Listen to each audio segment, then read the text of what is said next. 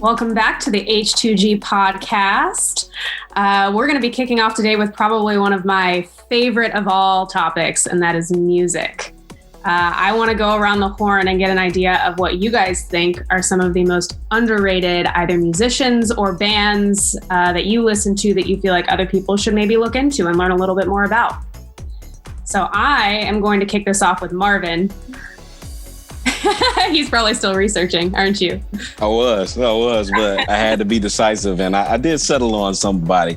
Okay. All right, Chelsea. I don't think they're underrated, but I think they're pretty popular. On the contrary, I want to say Earth, Wind, and Fire.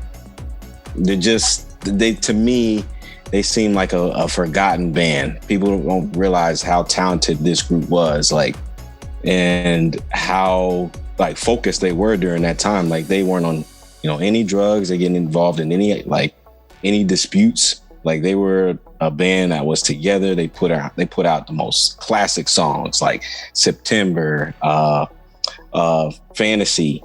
The list goes on. Reasons. I just love their music. I just think they're just kind of forgotten today, but I would say they're overrated. I'm still doing my research, but I had to settle, and I picked them. Okay. Well, we can come back to you then if you have some more later on. Just feel free to let me know. Okay. All right. Next, we're going to go to Tony. Well, Marvin, I'm an old soul, so Earth, Wind, and Fire gets played around in my house, and my 4-year-old daughter definitely knows who Earth, Wind, and Fire is. But it could be played a little bit more. Are they underrated? Probably for our generation, I would say so. For me, I would have to go with shooting outside left. I'd have to go with the Kinks. And if you don't know who the Kinks are, they are the ones that did You Really Got Me. They also have Lola. And what happened was in the 60s, the emergence of the British invasion. What I mean by that is I mean by the Beatles. When they came to America and they just blew up, the Kinks really went under the radar. And, the Beatles were the ones that kind of, rose to the top and took that title. And a lot of people don't even really listen to that music. I also, the White Stripes, I play a lot, and, Harper loves that as well. A lot of people kind of think, that my palette is a little different, but when it comes to music, it doesn't matter what you look like, what you sound like, anything of that nature. Anything can be appetizing to anyone, and sometimes you have to look outside and beyond yourself to see what really is good out there. So to me, the Kinks is definitely underrated. Most of the people I listen to are just phenomenons, Beyonce, Michael Jackson, Prince, the Rolling Stones, which some people could say the Rolling Stones could fall into that category of being underrated, but not really. The Eagles, things of that nature. So most of the music I listen to are top 5, where people would be like, wow, that's an interesting palette to have. But for me, it's definitely the Kinks. Really can't knock Michael Jackson. He might be underrated to certain people, but to me, Michael Jackson is the king of pop for a reason. And if you watched last week, Game of the Week, the King of Soul was not originally James Brown, that it was somebody else, and it wasn't Otis Redding either. But sometimes those people get looked over as well. So sometimes you have to do a little bit more digging. Hopefully that answered your question about my opinion. Yeah, that was good. All right. Now we're going to go to Justin because it looks like he's not paying attention. My internet froze. No, I'm paying attention. There's several, and we're doing underrated, right? Things that we think that people should be paying more attention to. I like a lot of chill music. I love a lot of music. Let me start with that. I was a double major music and theater performance. So classically, I think that people should look into Alfie Boe. He's, in my opinion, one of the most talented male vocalists of our time.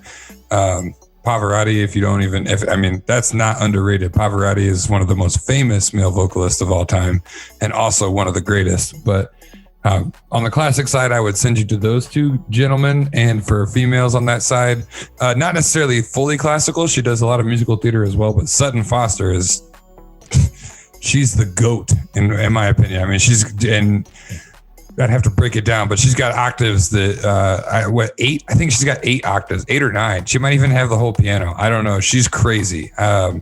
Super talented. She's known for like Thoroughly Modern Millie. She played Fiona in Shrek. But then just like bands and what you would call secular music, I guess. I like a lot of chill stuff. And I like a lot of dubstep. I like everything. So on the dubstep side of things, I would go with Grizz. I don't think he's underrated. I think for that group, he's probably one of the most popular. But if you haven't heard, I don't think a lot of people that I've mentioned it to have heard who Grizz is. Really funky, really jazzed up with the dubstep twist. It's great for like getting your day started. If you want something to play when you're trying to get jazzed up and you don't have to focus on the lyrics as much, it's more just the music itself. And then there's a band called Like Trains and Taxis. A lot of folks don't know who they are. It's very chill, great for like a rainy day. Same could be said for like Jason Mraz. I know that he had a couple that everybody knew, but I love Jason Mraz. Like he's got album after album after album of really technical, really good, solid music. And I think that people mostly just knew him for I'm Yours, and that's a shame. And then this one's goofy. I'm trying to get their full name pulled up before I say it. It's Llama Tsunami is what I call them. But yeah, no, that's the whole band name. It's Llama Tsunami. Check them out. They're like a reggae, funk, pop, rock. They've got a lot of really silly songs. They have some serious songs. They have they have one that I can't remember the name of. It's just fully about somebody who's committed date rape getting what he freaking deserves, and they do it in like the funkiest. It reminds me of like the Dixie Chicks Earl song kind of vibes, but it's they're just so uplifting. Just through their energy. They're funny. They're out there. I mean, the name of the band's Llama Tsunami. So, but yeah, that's my all over the place list. Cool. All right. Now we're gonna move over to Christy. And she's muted. Sorry.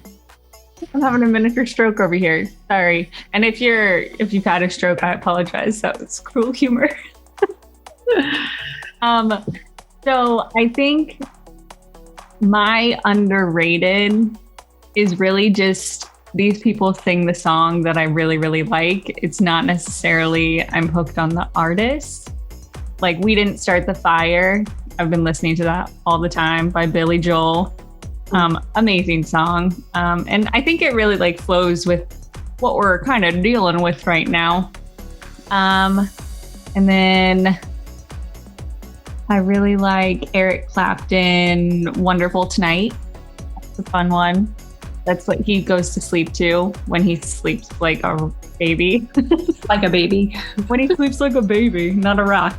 And then The Police. The Police, Don't Stand So Close to Me. That's another one that I feel like nobody listens to anymore. And it's just so good. So good. Yeah, those are mine. All right. Quick and easy. All right. Yep, Well, quick and easy. How many people describe Christy? Hey. Pew, pew, pew, pew. all right. We'll give Marvin some more time to keep thinking of his top underrated artist, and we'll pass it off to Richie. Sure.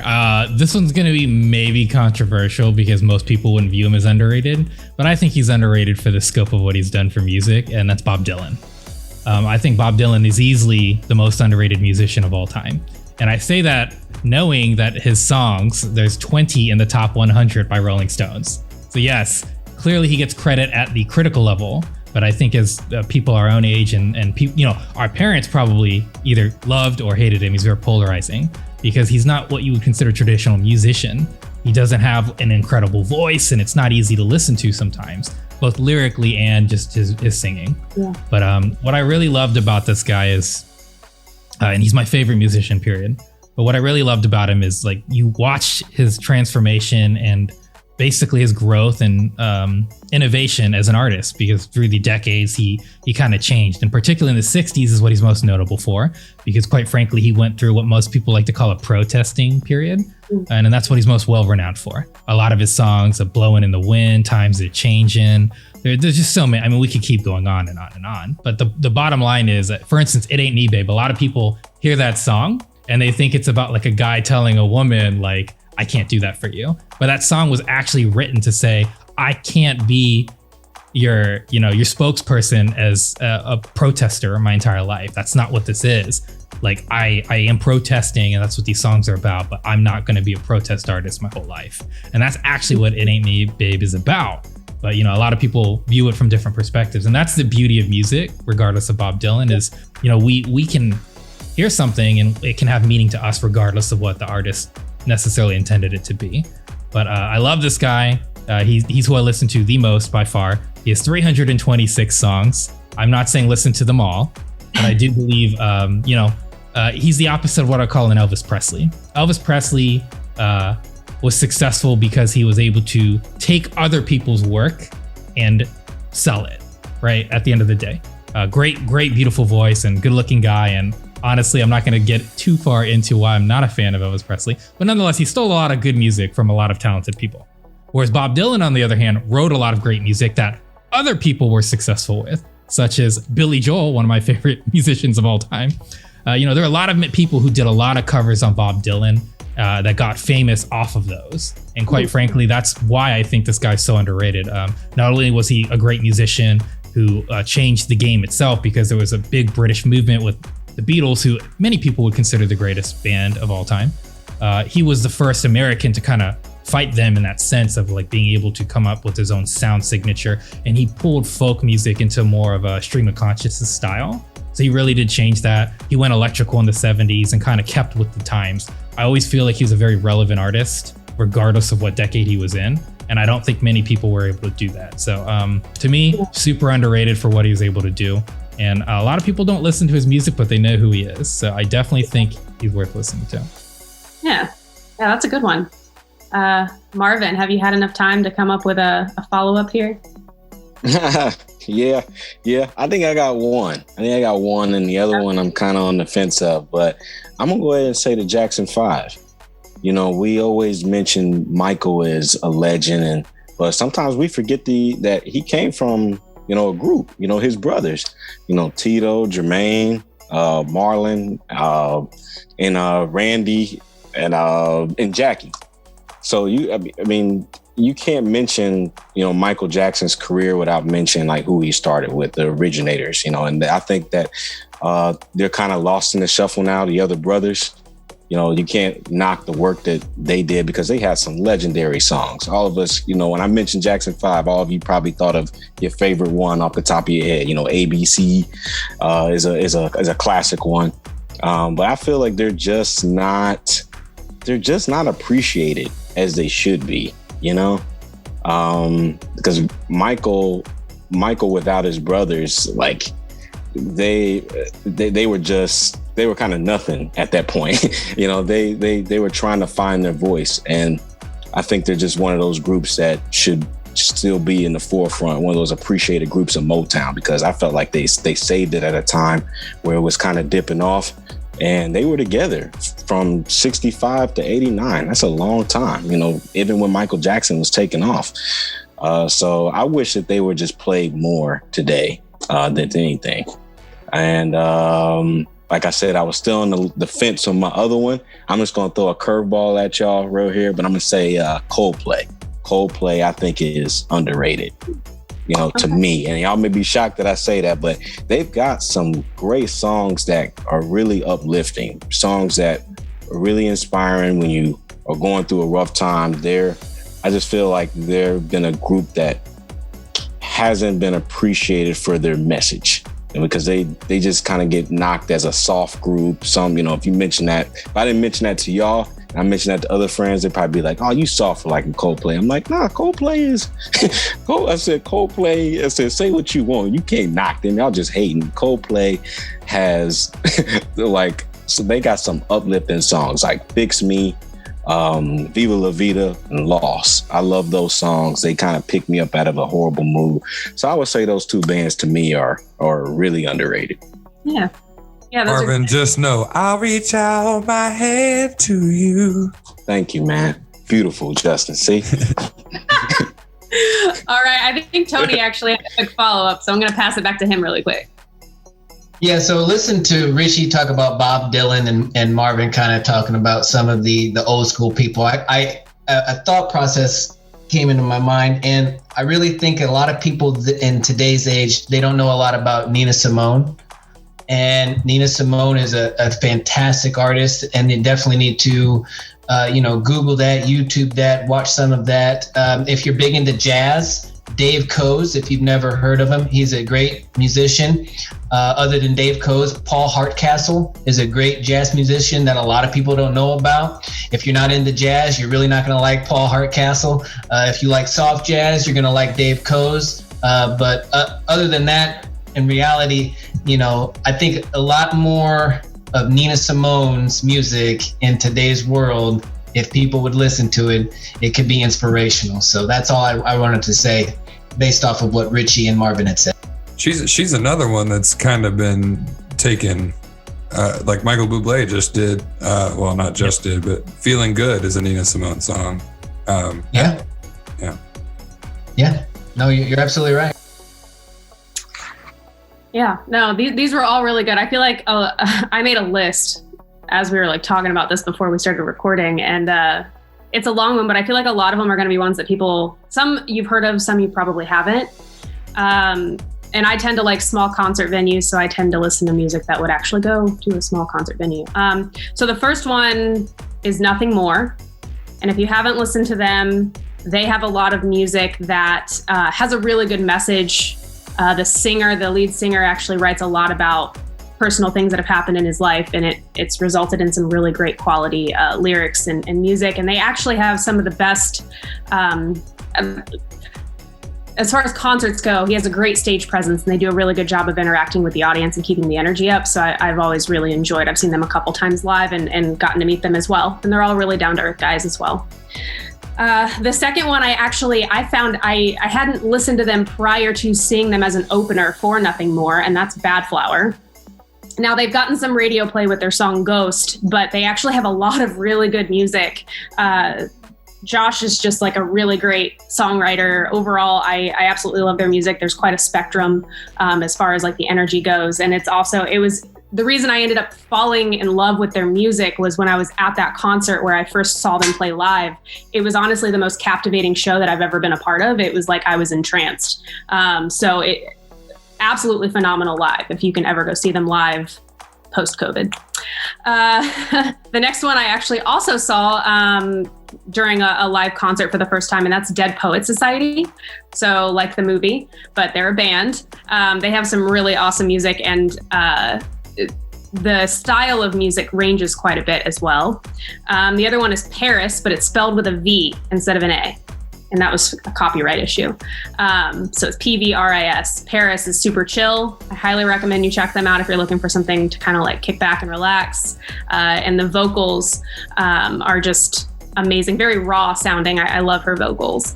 The Pretty Reckless is another one. That one's probably been heard of before. But Taylor Momsen is the one who played the little girl in the Grinch movie. She was also part of Gossip Girl. And she's now like a kick-ass woman in a rock band, has a killer voice, absolutely phenomenal live. Highly recommend you check them out. They actually have an album coming out on February 12th. Don't miss it. Shameless plug. And then Youngblood, who you've probably heard of because of like Halsey or Travis Barker. He's been doing a lot of partnerships also with MGK. Youngblood's really good. I also love his accent. You can always listen to him talk on Instagram. Now, I have to ask, does anybody remember JoJo with the song Too Little Too Late? I feel like everybody's heard that song. She still makes music. Most people don't realize it. She had a huge legal issue with her label, and she's finally able to make music again. And she put out an album last year that is just incredible. Her vocals are amazing. So if you haven't checked back in on JoJo since Too Little Too Late, go check her out as well. I had the shirt on earlier this week for Angels and Airwaves. They're another one that People don't realize they're still actually making music. So they're really good. And then the controversial one, Taylor Swift.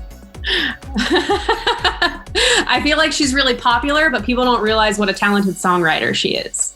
As somebody who writes, I'm blown away by her songwriting ability, especially if you listen to any of her interviews talking about how she writes music, and she can write from a lot of different angles. It's really incredible. And then the last one on my list is a band called Sleeping at Last. And yes, I listen to it to try to go to sleep, but it's also a way for me to deal with anxiety. They're really, it's actually now one guy. It used to be two. So I highly recommend Sleeping at Last if you're looking for something super mellow. Instrumentals are also some of the things that they do. So that's my long list of underrated bands that everybody should listen to. Yeah. Anybody have any input? Had you actually heard any of those other than Taylor Swift? I've heard Sleeping at Last before. It is good. Yeah, I had to look JoJo up, but I know who she is.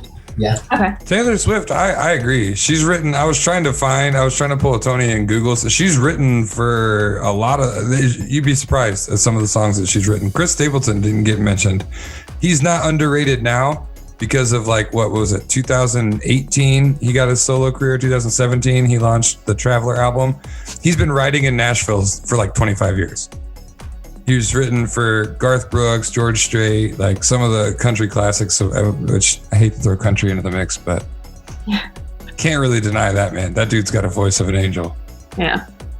Yeah, Kesha's another one that's done a lot of writing for artists that people don't realize, because she was always the party girl, but she's actually a really great songwriter.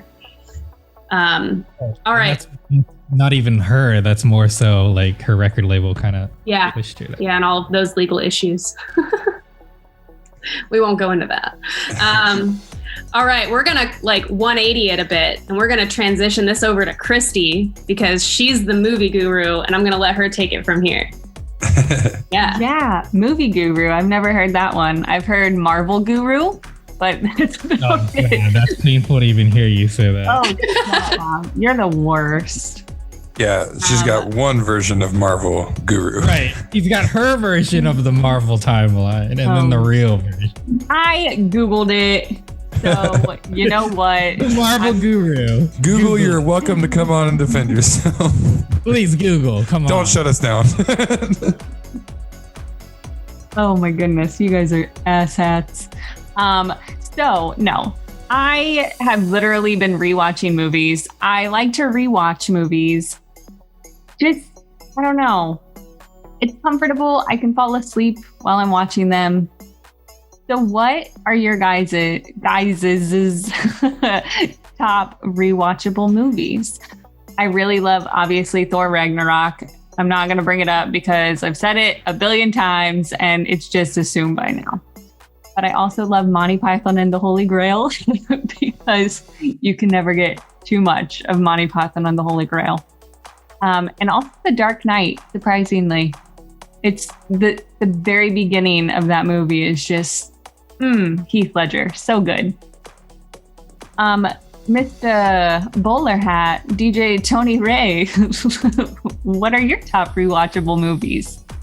Yeah, you said ass hat, so I had to put this hat on my head real quick. So yeah, real quick. So my favorite rewatchable movies, I'm going to do some romance movies as well, but I like to definitely watch Dirty Dancing. That's a good one for me to watch. I like How to Lose a Guy in 10 Days is another good one that I like to watch as well. Anything Julia Roberts.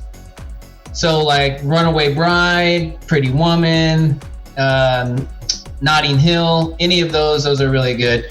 But you can't go wrong if I transition to action with Back to the Future. Back to the Future is definitely one of the ones that I think a lot of people watch, and guess what, they go back into the future, so that's exactly what it is. Scarface is definitely a top one that I can rewatch over and over again. When I was in college, I actually used to watch Anchorman before I went to bed. So every single night I watched Anchorman before I went to sleep. People thought I was crazy. Zoolander, when it came out, I had to watch that over and over again as well. So that's one of those. To kind of merge both of them together, Chelsea and Christy, Flight of the Conchords is a band that I think is definitely underrated and people should probably follow up on. And they actually do have some movies that you can watch as well. So Flight of the Conchord there. But I think I'll leave the rest of the movies for the other people on the panel. I don't want to take too much time, but I definitely like, romantic movies to watch with the wife because she doesn't like scary movies. I love scary movies. I can watch Halloween and all that stuff over and over again. But in order to make everyone happy, we definitely watch, Julia Roberts movies and, of course, The Wedding Date. But I wouldn't recommend watching The Wedding Date as much as I would recommend watching Runaway Bride or Notting Hill or Pretty Woman or whatever. So back to you, Christy. Just gonna toss it on over to Chelsea there.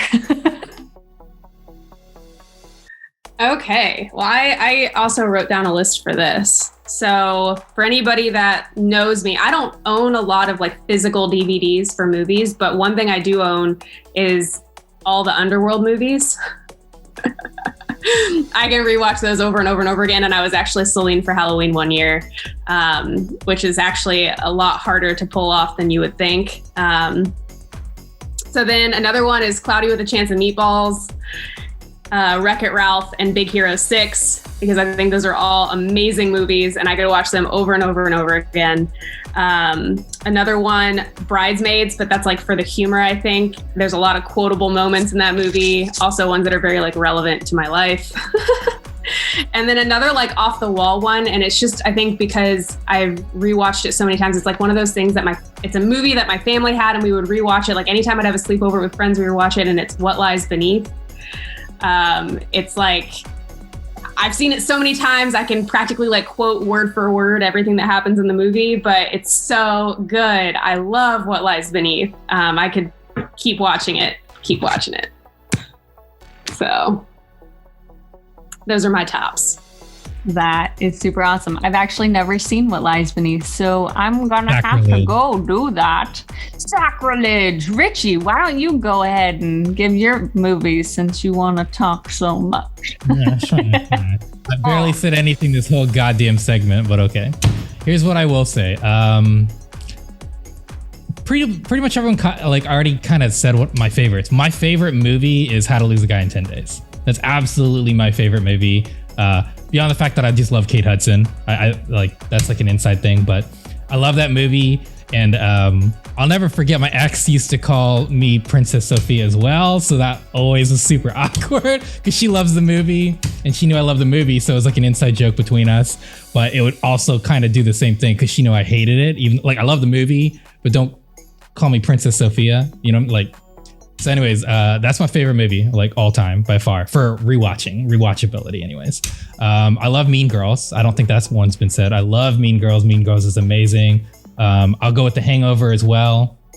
Hangover is a great one, kind of like Bridesmaids. And then Anchorman. I think everything else is already been said, and I could keep going on and on and on. But yeah, pretty much those are my favorites. They're incredible movies, and you can't go wrong anytime watching any of those. I think Mean Girls is super underrated. Just really well written. So those are all very good ones. And you know what? Instead of calling you Princess Sophia, I think I'll go ahead and call you Kroll the Warrior King from here on out. Let's go with Marvin. What are your favorite movies? Most rewatchable. Well, I got a list, and I tell you, Harry Potter not on that list. That's for damn sure. But Friday is one of my favorite movies of all time. Ice Cube and Chris Tucker. That I can rewatch that anytime in a week. I know almost every line to that movie. Office Space. Office Space is a classic. I can watch Office Space anytime. I think anybody on this panel that's gone through anything in an office, that's a movie you can go to find some that you can relate to. Half Baked is a great film. That's classic. That's on my list. Harlem Nights. That's for you, Tony. Harlem Nights. Can we watch that anytime? Mrs. Doubtfire. I will put Mrs. Doubtfire on the list. That is a classic film with Robin Williams. I think that is probably his funniest movie ever. I think so. That's just my opinion.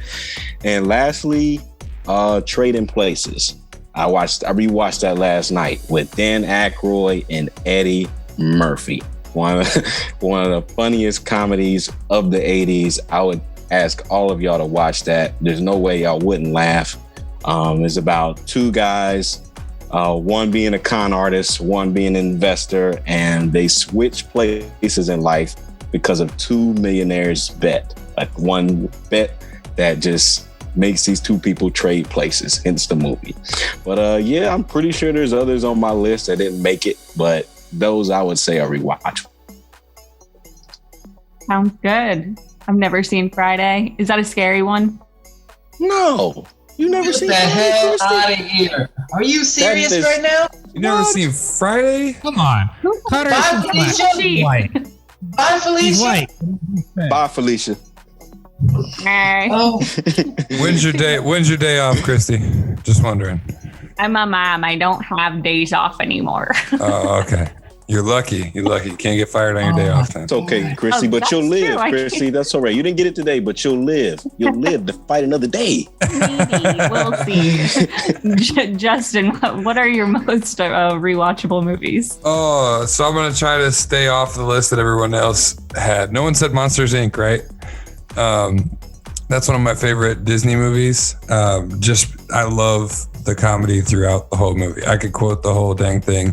I'm a huge Pirates of the Caribbean nerd. I like all of them equally, except for the fourth one. I don't hate the fourth one, but I just wanted more from Blackbeard.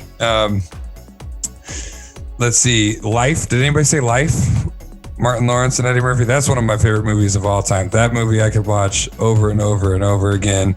The Patriot is another one that I felt like was super crucial and still is super crucial. And if you haven't seen The Patriot in a while or at all, watch it, because I feel like that's important to right now. That's one I can watch over and over again. I'm going political. No, I'm just kidding. But one more political. Wag the Dog with Robert De Niro and Dustin Hoffman. If you haven't seen it, that's extremely important to right now. And I won't tell you why. You can just watch it and find out. But I watch that a couple times a year just to remind myself. And then a lot of my other favorites have already been said. But I would say the whole Tim Burton Batman series, with the exception of George Clooney. I love those. I have a hard time rewatching I skip it. And then Saw. I watch Saw every Halloween first. That is my series to go to. You guys already know I'm a nerd for it. Home Alone when it comes to Christmas time. Saw when it comes to Halloween. The rest of the year it's kind of an open gambit. I like a lot of crazy movies, but yeah, I think that's my list for now anyway. Very nice. Well, I have one more little thing before we wrap up the week. So I think it would be fun just to go and give a movie spoiler, like summarize a movie and just spoil the shit out of it. So like the Titanic, boat sinks, Patty dies, it's been 83 years. Something like that. Justin, why don't you go ahead and kick it off? Why'd I laugh on the mic? See, it comes right back to me. Jeez. I try to put filler in. You see what happens, Richie? That's why he's always muted. Okay, so The Prestige. Oh no, I can't do that. That's terrible. If you haven't seen The Prestige, you gotta watch it because I'm gonna spoil it anyway. The Prestige, movie about magic, a lot of really cool magic tricks. Turns out that the transported man trick is really two twin brothers. Ooh, spoiler. I know I just spoiled it, but still go watch it. That's an incredible movie. I think that's a Christopher Nolan film with, it's got Michael Caine, it's got Christian Bale, it's got Hugh Jackman. It's solid. Wonderful movie. Very nice. It is a really good one. Marvin, go ahead and spoil. Hey, this is random, but I don't know if anyone has seen this movie, but it's called Frozen. It is a horror film based on survival, and I'm gonna spoil the shit out of this movie. 3 friends are stuck on a ski lift. All of them die except the chick. That's it. I thought you were talking about other two- these No. friends. Two dudes. Movie with Carrie and Tony at their apartment. Yeah, her man gets her man gets eaten by wolves, and the friend gets eaten by wolves. But she got out though. She got out. She That's got like out. the same plot to The Gray. Yeah. Tony, go ahead. Spoil away. All right, so Die Hard is a Christmas movie, and what happens is it's hostages, bang, bang, bang, shooting. He steps on some glass, his foot gets cut, yippee-yi-yay, motherfucker, he wins the day. There you go. And the cop from Family Matters is in the movie. Well done. Richie. The Tax Collector came out this year. Shia LaBeouf's in it. It's about the Hispanic Latino gangs, and basically Shia LaBeouf, being the only white guy, somehow dies. I don't even know why he's in the movie because everyone else is like Mexican, so it doesn't make sense. Turns out the main character, his father was the head wizard, like the head person, and his entire family dies. That's the movie. His wife dies. His children live, but his uncle dies, his family dies, his best friend Shia LaBeouf dies, the white guy. Everybody dies. That's the movie. Nice. Chelsea. I'm going to do The Others. So they think they're being haunted the entire movie and they turn out to be dead and they're the ones doing the haunting. Oh, shit. Damn. Nice. All right. Well, that is your Thursday. Yeah. I don't know what day it is. Every day is the same. Come back tomorrow. Game of the week. The Sexiest Man is hosting. So we will see you then. Have a good one. H2G Podcast. Boom, boom, boom. I didn't know we were going to get it done.